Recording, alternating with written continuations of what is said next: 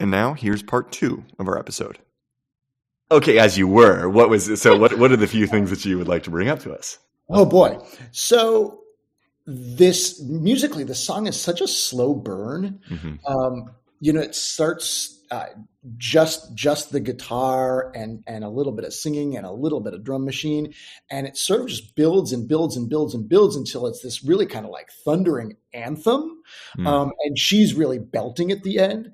And so you get the range of these arrangements. This production is really quite special on this whole album. Yeah. And I think you really hear that here sonically.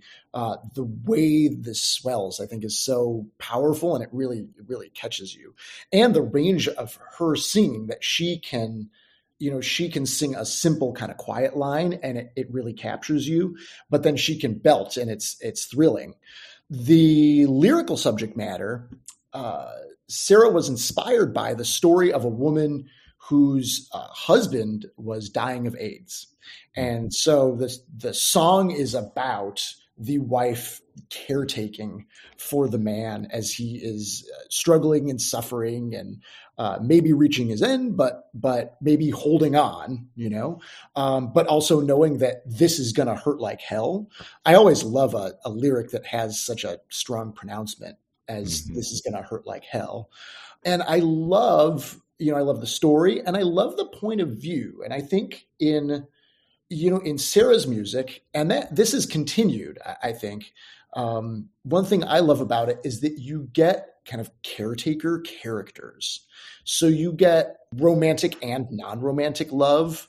You get friendship. You get friendly devotion. So Adia, which is on Surfacing, the next album, Adia is about, I want to say, a friend of hers, and they had an argument over a man, and they had friendship trouble. I think they were both dated this guy, and then the guy was out of the picture, and then they were friends again. And I love that. It's like, oh, this guy's good for nothing, but we're friends. Yeah, exactly. And I think, that's what I think, maybe, not to stereotype, but women are a little better at this stuff than men. Women are better at looking out and better at noticing who needs, non-sexual affection. Yeah. And I think you get these wonderful kind of loving, nurturing characters in her songs. A lot of her songs are about taking care of each other. Mm.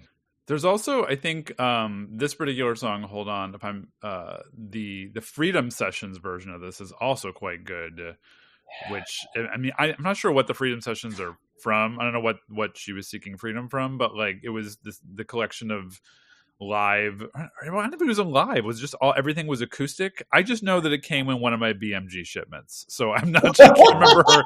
I don't know the history behind it, but I do remember really liking the Freedom Sessions version of Hold On specifically. Yeah. Oh yeah, and you're right. It's a little bit of a different flavor sonically, but it's great, and the bones are very much there in that one. Yeah, and I can always co-sign a Tom Waits cover. That's not a. I'll never kick a Tom Waits cover out of bed, no matter who. I think her voice. You get such a complete picture of her voice in this song too. I think to me it seems like her voice is sort of one of the things that differentiates her from the rest of the Lilith Fair crowd in some ways. Maybe it's a little bit more polished than some of her contemporaries. Maybe a little bit more. I'm going to use a word that I like to use. Meredith Brooks? Is that possible?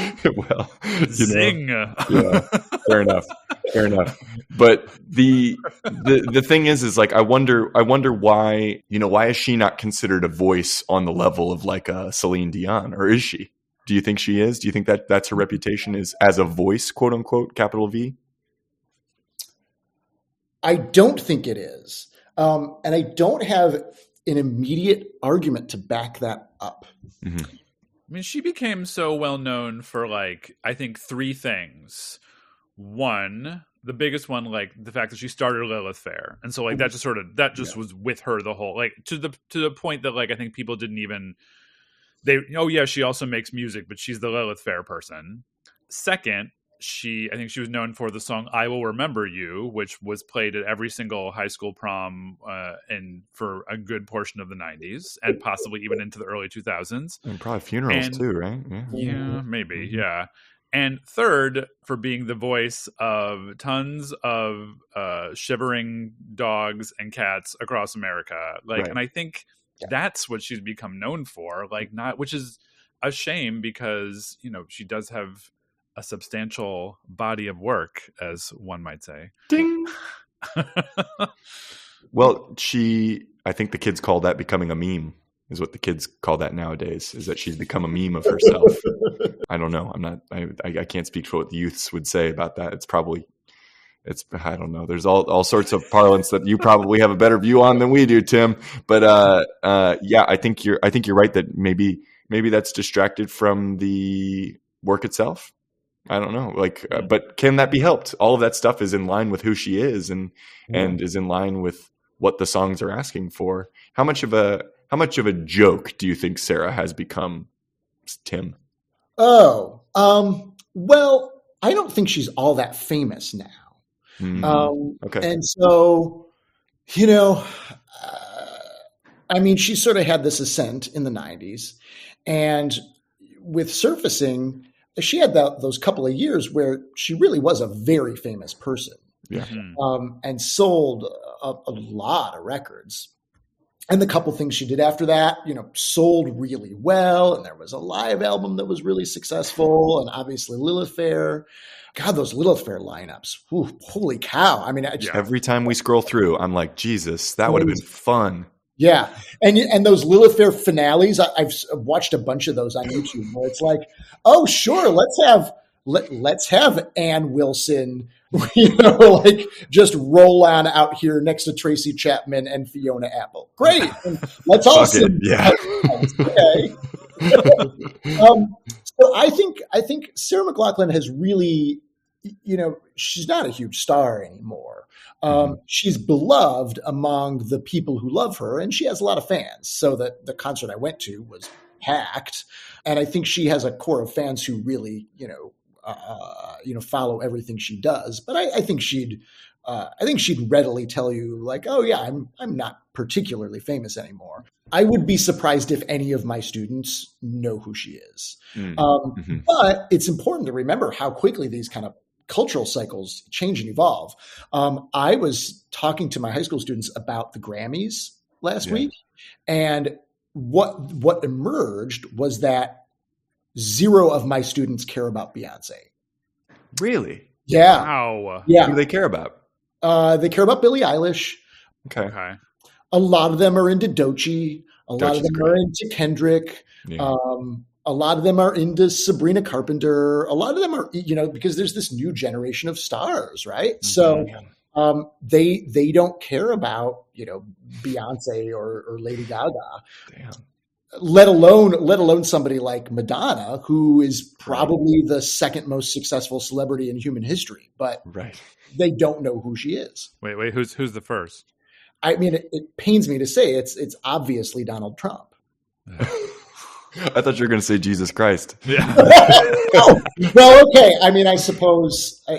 Wow. I mean, he was a superstar. He was a celebrity. He was the first celebrity, probably. Assuming he existed. Anyway, there was a historical Jesus, apparently. Well, if Sarah McLachlan is second, if Madonna is second to sorry, if Madonna is second to the historical Jesus, then I'm okay with that world that we live in. I'll say Trump occupies a different category. That's what I'll say he does. We'll notch him lower on the list. That's great. Sure. Yeah. Put him below Madonna, I think. Yes. Yeah. There's a joke to be made there, and I can't make it fast enough. Well, that's so fascinating. What the kids are listening to, Michael. What are your kids listening to? If you've found out any of the things that are you aware of any of it? I mean, most. So I don't know where I teach. It's not a good barometer, I don't think, but I do know that the students who have similar interests to me when I was that age, I think. I think they're into Charlie and they're into Chapel. Sure. Probably Sabrina. I do know that a lot of my students did know, like, we're familiar with Kendrick Lamar. Like, after the Super Bowl, they were talking about the halftime show. But beyond that, like, sometimes I'll give my students an opportunity to get a bonus point where I'll like hide a statement in my syllabus that says like, hey, email me by this date and tell me your favorite song, and you get a bonus point to use later on, just to see who actually reads the syllabus. I will tell you that usually every semester, fewer than 10 in my like 50 to 60 students that I have catch that. Yeah. And when they do send me the songs, it's like country art. I had a couple of people into Morgan Wallen. Mm-hmm. And then also like artists that I don't even know. Like I like looked one up and I was like, who is this person? This is like a YouTube star and not actually a recording artist. Yeah. So I don't know. I think the kids aren't all right. Yeah.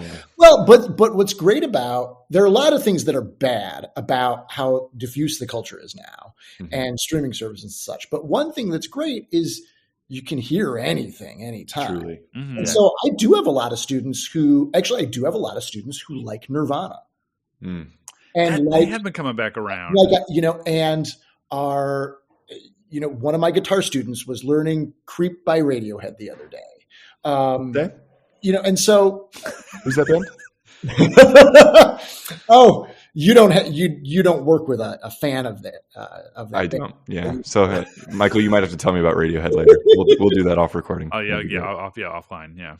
Good for him. Good for that student of yours. And I had a student go on and on to me a couple months ago about how much he loves Talking Heads. So okay, whoa, it's humanity, All right. Well, this is the internet, right? They can go find this stuff. They can go onto some subreddit and they can see some comment that says, I like Talking Heads, and then they're going to go look that up, and it's just happened so quick for them, so much quicker than it did for us, at different and with our different media speeds. Is it safe to say that Sarah is niche now? Has she just become niche? Is that the word we want to use? Yes. Yeah. I think that is. I think that makes a lot of sense to say, right? There are a lot of singer-songwriters in this world, right? Yeah. And her sort of day as like the leading singer-songwriter or one of the 10 leading singer-songwriters, I think that's over, and I think she knows that's over. She also seems like a really zen, chill lady, so I think she's at peace with that. Very Canadian. She's a nice Canadian lady, and I think she's got the fans she has. And she also seems willing to, not put everything out there if she doesn't feel like she wants to. So actually, there's a really nice New York Times profile of her from last year at some point. And she talks about how maybe 4 or 5 years ago, she had an album that was done. It was all written. I think it was recorded. And she kind of listened to it and thought, what, these songs are fine, but the world doesn't need like another rich white lady moaning about her relationships right now. She kind of like looked at the actual problems in the world and thought, this is just not the message that a person needs to convey in this moment. So she shelved the album. So I don't think she's like, scraping and clawing to get back, to the top of the charts. So, Tim, we asked you to supply us with a list of albums that you believe are perfect, and we did not define the word perfect for you. So we're curious to know what your standards for perfection were when you chose this album as well as, the others that were on that list. Oh, boy. Well, I really just, wanted to make sure it was something we could talk about for a while. I think perfect means a different thing from the most good. And that I think it is a mixture of the work and the cultural context and then the listener. So for me, this album is perfect to me. And I don't know that it's a perfect album, but it hit me at a time in my life when I really needed something like it. And I needed a way to feel okay. And I needed a way to be sensitive and be sad and be, a little bit rageful, within the spectrum of what Sarah McLachlan does. I needed a place to be that. And I needed a place to be that kind of alone with her. And she kind of took care of me in this way that was exactly what I needed. And that was perfect to me. So you're saying that it's the space between you that creates the perfection, as Dave Matthews might say. The space between. Shame on you. Shame on you. So much shame. Give me your shame, brother. Give me your shame. People give Dave a hard time. Lord knows, I had my trajectory from Dave Matthews concert goer to Dave Matthews hater. Yeah.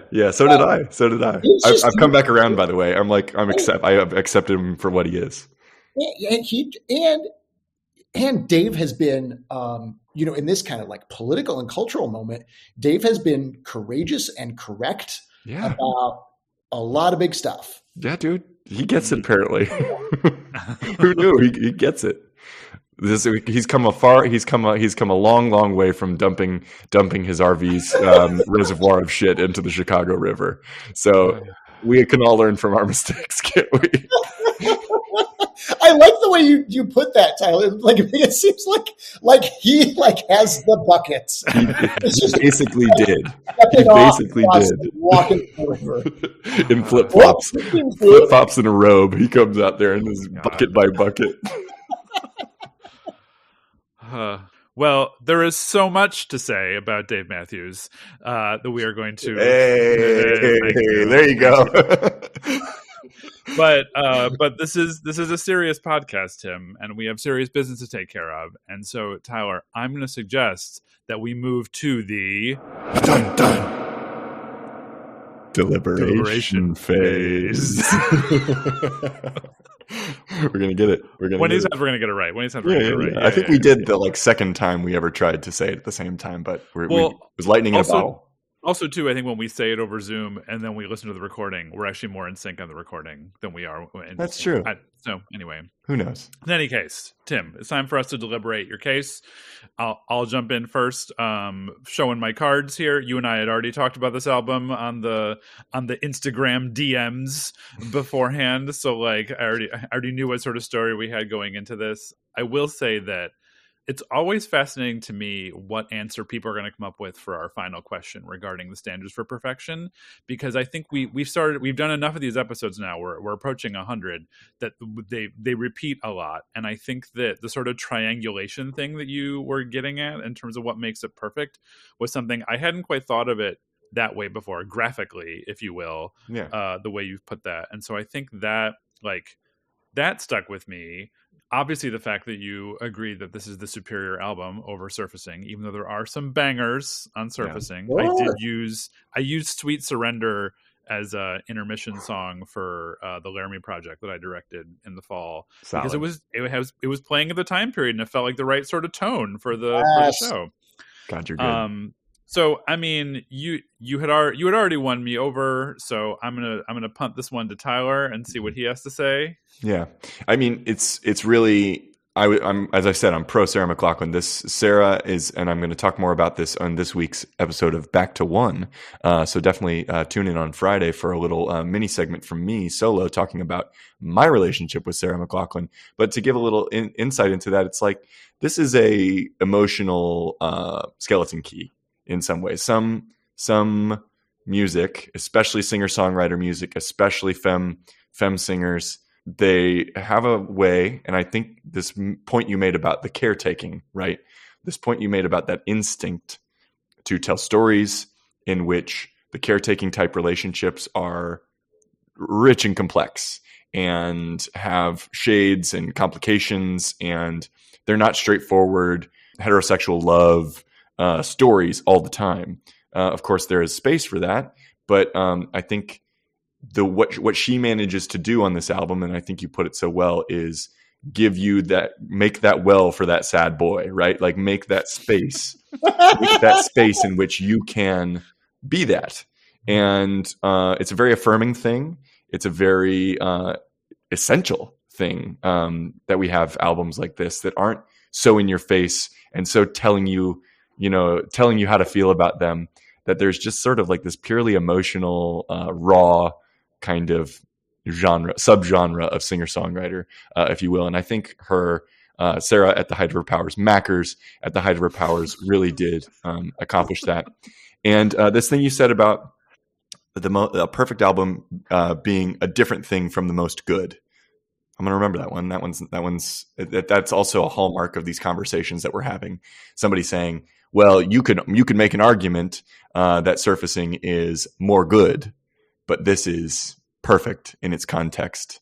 Big time points on the board for you there. So, Michael, I think I'm the only one that's even slightly objective in this one. So why don't you give it to me? Why don't you? Yeah.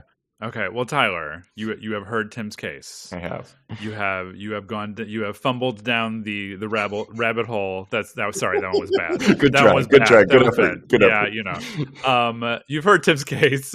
What do you think? Does Sarah McLachlan's Fumbling Towards Ecstasy go to 11? Is it a perfect album? Can it join the pantheon? You are darn tootin'. Let that girl in. Come on in, Mackers. We'll have you.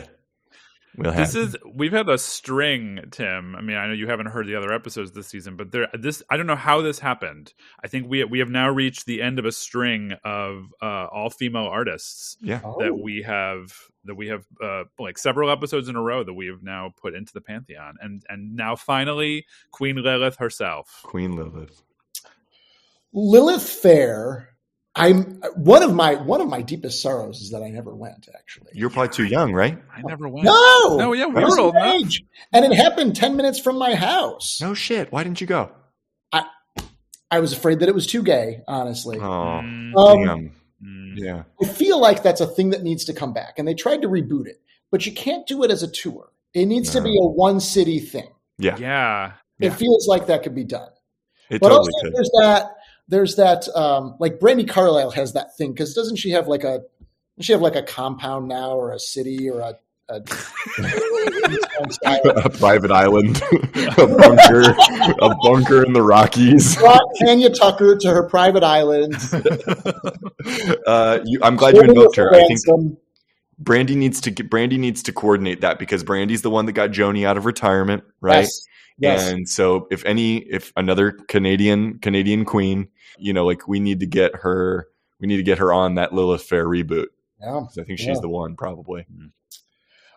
Interesting you mentioned Joni. So some versions of Fumbling Towards Ecstasy include a bonus track, a cover of Blue. No shit. I don't know if I was aware of that. That's cool. Is that must not exist on Spotify, does it? It is on Spotify. What? Oh shit! I guess I listened to it and it doesn't even. I guess it did. It felt okay. I'll be honest with you. I missed it. I missed it in the wash of the album. Hell yeah! Good for you. Good for you, Sarah. she's clearly dialoguing with Joni as well. So hopefully we can just have a little better coordination. Maybe their Slack channel is not working. Yeah. Do you use Slack? Do you? No. Oh my god! I was about to say. No, I bet they're on Signal. Yeah, they got to be Signal users. Okay. Do you think Joni Mitchell knows how to use a cellular phone? No. She doesn't need to. She's lucky if she can set an alarm. For emails. Yeah, she's got her alarm clock sitting by the side of her bed that she has to press the button 39 times to get it to the right time. She's printing out MapQuest instructions to get to her niece's house. You know what? God bless her. God bless her. She's earned that. Let her have her MapQuest. All right. Anyway. Tim, so glad we finally had you on the show. I knew you'd be a great guest. This was super glad you talked. We talked about Sarah McLachlan. Sorry we didn't get to talk too much about Erykah Badu, but we have had guests on again, so just that could happen again. Tim, anything you want to plug? Hey, people in Chicagoland should follow Midnight Hour Soul on socials. Over the spring and summer, we're going to have a lot of shows in and around the city, mostly outdoor venues, a couple at Chicago's Montrose Beach. So Chicagoans follow us. Everybody else, I don't know. Come to Chicago. Come hang out. Go to Chicago for the summer. There's no better place to be in the summer. It's a different city in the summer, isn't it? That's true. Oh, yeah. Well, if I can make my way up there for a midnight hour show, you bet your ass I'll be there. Everybody, thanks so much for listening to us. We couldn't do it without you, truly. And if you feel so inclined, follow us on social media, whichever one you prefer, and whichever we're on Blue Sky. You can follow us on Blue Sky now too, but all of the old ones as well. And just if you have any friends, family members who you think might be good guests on the Tim Fawkes level, though it's going to be hard to compete, let us know. Shoot us a message. We'd love to meet them. You got anything else, Michael? Yeah, just make sure you listen to Fumbling Towards Ecstasy all the way through. And there's like 3 versions of it on Spotify. One that I just discovered now that apparently contains a Joni Mitchell cover. So, yeah, don't miss that blue. Don't miss that blue. Yeah. Listen to the whole album. I am grateful that you brought this back into my life, Tim. This has been a salve for the past few months. So